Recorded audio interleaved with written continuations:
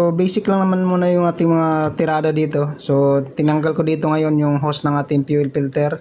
At titingnan natin dito kung mayroong pupugsit na fuel. Ayan, so talagang malakas yung fuel natin dahil naka full tank pa pala to. Yung injector pipe. So sabihin goods yan mga bay. So bakit kaya dyan? So hindi rin na-under yung ating makina talaga. So pagpapasuyo tayo dun sa ating kasamahan na paanda rin yung next na ginawa ko dito ay nilalim muna ako dito sa ilalim ng dashboard. So kung hindi mo kayang kuotin ay kailangan mo talagang baklasin yung dashboard. Napakaliit lang naman sana nito pero bakit napakalaki ng problema natin dito.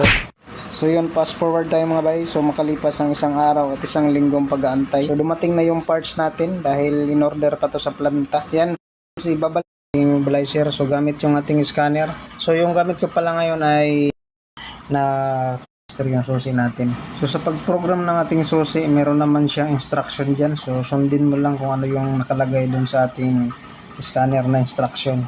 So pag sinabi niyang i-on mo, ay on mo rin yung susi. Kung sinabi niyang i-off, ay i-off mo rin. So ngayon ay tapos na natin ma-program yung susi. Start! Iyon o.